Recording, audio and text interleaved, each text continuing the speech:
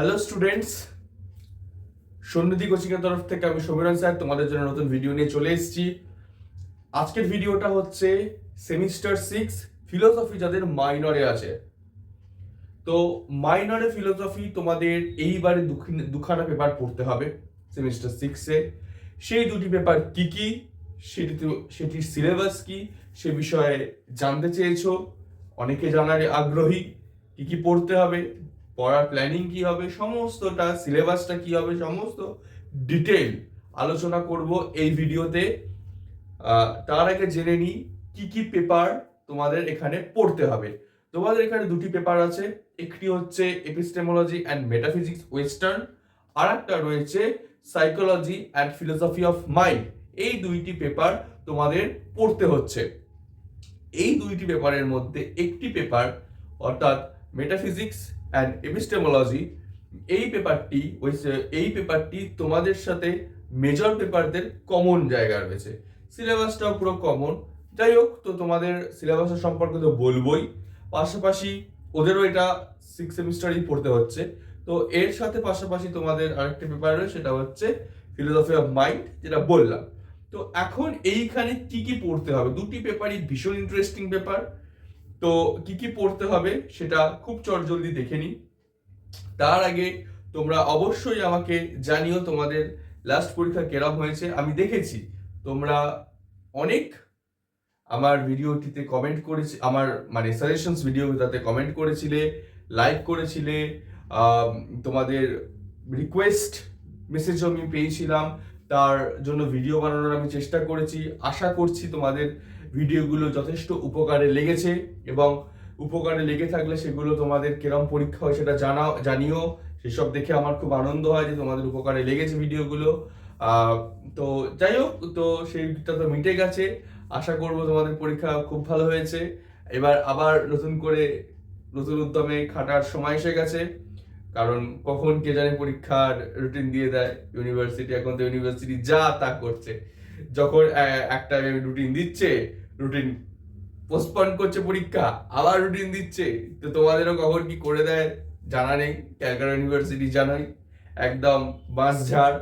তো আমি সেই বাঁশঝাড়ে যে কতদিন ধরে ছিলাম তো আমিই জানি, আমাদের সময়ও সেম হয়েছে। তো যাই হোক, সেটা পরের প্রসঙ্গ, সেটা ছাত্রছাত্রী পরম্পরায় চলে আসছে, সেসব কথা পরে হবে। তো ডাইরেক্ট চলে আসি আমি এখন সিলেবাসে কি কি পড়তে হবে সেই বিষয়টা নিয়ে। তোমাদের MN5 হচ্ছে epistemology and metaphysics western. Epistemology and metaphysics western এই পেপারটা হচ্ছে যে পেপার, এটাকে বলা হয় হসপার্সের পেপার। হসপার্স হচ্ছেন একজন ফিলোসফার, তার লেখা একটি বই, an introduction to philosophical analysis. বইটার ছবি এখানটা আমি দিয়ে দিচ্ছি। ওই বইটা তোমাদের পাঠ্য, যারা বাংলা স্টুডেন্ট তাদের জন্য ডিফারেন্ট বই আছে, ওই বইটারই বেঙ্গলি ভার্সন।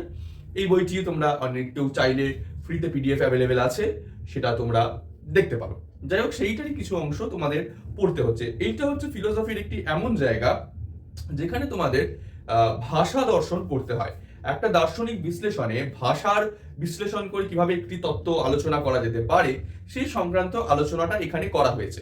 তো কি কি পড়তে হবে এখানে দেখা যাক। প্রথমে হচ্ছে প্রত্যয়, সত্যতা, জ্ঞানের উৎস। প্রত্যয় মানে হচ্ছে কনসেপ্টস, সত্য মানে ট্রুথ। এখানে যেমন হচ্ছে সত্য, আমরা জীবনে জানি সত্যি, সত্য এই কথাটা আমরা বারবার ব্যবহার করি, কিন্তু সত্য বলতে কি বোঝায়? সবসময় সত্য কথাটা আমরা সেম ভাবে ব্যবহার করি না। আমি যদি এখন বলি যে তুমি এখন আমার ভিডিওটা দেখছো, এই কথাটি সত্য, কিন্তু এই সত্য, আর আমি তোমাকে বললাম তুমি একটি সত্যিকারের সোনার আংটি পরে আছো, দুটো সত্য কিন্তু সেম অর্থ ব্যবহার করা হলো না। ঠিক আছে, এই রকম ডিফারেন্স নিয়ে আলোচনা, কখন আমি একটি বিষয়কে সত্য বলতে পারি, এই সংক্রান্ত আলোচনা এই জায়গাটাতে আছে। আবার জ্ঞানের উৎস সম্পর্কে কিছু বক্তব্য, ফান্ডামেন্টালস অফ ফিলোসফি পেপারটা পড়ে এসছো, ওটা আবার পড়তে হবে খানিকটা। তারপরে হচ্ছে বিশ্লেষক সত্যতা, যৌক্তিক সম্ভাব্যতা, পূর্বত সিদ্ধ। এই জায়গাটা খুব ইন্টারেস্টিং, বিশেষ করে যৌক্তিক সম্ভাব্যতা। যৌক্তিক সম্ভাব্যতা বলতে কি, আমরা জানি আমাদের এই জগতে কিছু জিনিস সম্ভব, কিছু জিনিস অসম্ভব। আমি যদি তোমাকে বলি আমি এখন এক লাফে কলকাতা থেকে দিল্লি চলে যাব, কথাটা আদেও সম্ভব নয়, আমার পক্ষে সেটা সম্ভব নয়, কিন্তু এটা লজিক্যালি পসিবল, যৌক্তিকভাবে সম্ভব। কি করে হচ্ছে সেটা যখন পড়বে তখন দেখা যাবে। এছাড়াও কান্ট, তোমরা যখন ফান্ডামেন্টালস অফ ফিলোসফি পড়েছে, সেখানে কান্ট খানিকটা পড়েছিল, সেখানে এই বিশ্লেষক, সংশ্লেষক, পূর্বত সিদ্ধ, পরতঃসাধ্য এই ব্যাপারটা তোমরা দেখেছিলে। তো এই জায়গা নিয়ে হসপার্স একটু নতুন আঙ্কে আলোচনা সেটা আছে। নিয়ম, ব্যাখ্যা, কারণ, কারণতা, স্বাধীনতা এই জায়গাটাও একটা বিশেষ আলোচনা আছে। কোন কারণ শব্দটা বিভিন্নভাবে ব্যবহার করা হয়, সেটা কি কি অর্থে ব্যবহার করা হচ্ছে। তারপর হচ্ছে ব্যাখ্যা, কোনো জিনিস আমরা বিভিন্ন দিক থেকে ব্যাখ্যা করতে পারি, বৈজ্ঞানিক দিক থেকে ব্যাখ্যা করতে পারি, অনেকে অবৈজ্ঞানিকভাবে ব্যাখ্যা করতে পারে। ব্যাখ্যা বলতে কি বোঝায়, এই সংক্রান্ত আলোচনাগুলো এই জায়গাটাতে আছে। এই জায়গাটা ভীষণ ইম্পর্টেন্ট। আধিবিদ্যক সমস্যা, আমরা অধিবিদ্যা পড়ে এসেছি। তোমরা যখন ফান্ডামেন্টালস অফ ফিলোসফি পড়েছিলে, সেখানে অধিবিদ্যা জায়গাটা পড়েছিলে। আর অধিবিদ্যাতে তোমরা Descartes, Spinoza, Leibniz, lock, Berkeley, Hume এদের বক্তব্য পড়েছিলে, এদের অধিবিদ্যা পড়েছিলে। কিন্তু হসপার্স তুলে ধরছেন অধিবিদ্যার মধ্যে কিছু সমস্যা রয়েছে। এই সমস্যাটা কি? দ্রব্য সংক্রান্ত সমস্যা, সামান্য বা ইউনিভার্সাল সংক্রান্ত সমস্যা, বস্তু আর আমাদের জীবন সংক্রান্ত কিছু সমস্যা আছে। প্র্যাকটিক্যাল ওয়েতে সমস্যাগুলো দেখার কথা বলা হয়েছে। লাস্টে বস্তুবাদ, ভাববাদ আর অবভাসবাদ, এই হচ্ছে তোমাদের সিলেবাস। মনে হচ্ছে সিলেবাসটা তোমাদের যে কিছুই তো জানি না এই জায়গাটাতে। জানার জন্য আমি আছি, জানানোর জন্য আমি আছি তোমাদের জন্য। যদি তোমরা চাও আমি সপ্তাহে অন্তত একটি করে হোক, অন্তত তার বেশিও আসতে পারে, তোমরা যদি চাও ভিডিও আমি আনার চেষ্টা করব। তোমাদের সেই সংক্রান্ত কমেন্ট যদি পাই তাহলে আরো বেশিও আনবো ভিডিও, আমি চেষ্টা করব। আর তাছাড়াও তোমরা যদি কোচিং নিতে চাও তারও ব্যবস্থা আছে। নিচে ডেসক্রিপশনে দেওয়া ফোন নাম্বারে যোগাযোগ করো অনলাইন কোচিং এর জন্য। তোমাদের এই দুটি পেপার ভীষণ ভালোভাবে পড়ানো হবে। এই ইউটিউবে যতটা পড়ানো তো সম্ভব হয় না, সমস্তটা পড়া সম্ভব হয় না এই কম টাইম স্প্যানের মধ্যে। সেখানে তোমাদের সাথে টানা 1.5 ঘন্টা 2 ঘন্টা একটা বিষয় পড়ানো যাবে। তো যাই হোক, যদি কেউ চাও, পড়ানো ব্যাচ এখনো স্টার্ট হয়নি, অতি তাড়াতাড়ি যোগাযোগ করে নাও মাইনরের ব্যাচের জন্য। যাই হোক, এই ছিল কথা। যদি দরকার হয় ডিসক্রিপশনের নাম্বারে আমার সাথে যোগাযোগ করো। এইবার এই ছিল হসপার্স পেপার। আরেকটি পেপার আছে তোমাদের ফিলোসফি অফ মাইন্ড। এটাতে কি কি পড়তে হবে চলো দেখে নিই। MN6 এখানে তোমাদের পড়তে হবে এইটা, psychology and philosophy of mind. যারা সাইকোলজি বিষয়ে ইন্টারেস্টেড তাদের জন্য এই পেপারটা স্বর্গ। এখানে তোমাদের সাইকোলজি পড়তে হবে এবং ফিলোসফি অফ মাইন্ড। আসলে ব্যাপারটা হচ্ছে যে ফিলোসফি এমন একটা সাবজেক্ট যেখানে সমস্ত কিছু পড়তে হয়, সেটা তোমরা যারা কিছুদিন অন্তত ফিলোসফি পড়ছে তাদের তোমরা জেনে গেছো। কিন্তু একটা কথা বললে তোমরা আশ্চর্য হবে, আগে সাইকোলজি বলে কোনো পার্টি ছিল না, সেটা ফিলোসফির মধ্যে চর্চা হতো। পরবর্তীকালে অনেক ফিলোসফার্সরা সেই নিয়ে আলোচনা করতো, যেমন ডেকার্ট, স্পিনোজা, হিউম, এনারা মন নিয়ে আলোচনা করেছেন অনেক কিছু। কিন্তু পরবর্তীকালে মনে করা হয় যে একটা ফিলোসফি ছাড়া সাইকোলজির স্বতন্ত্র একটা ভাগ হওয়া দরকার, যার জন্য সাইকোলজি চর্চা পুনরায় স্টার্ট করা হয় অন্যভাবে।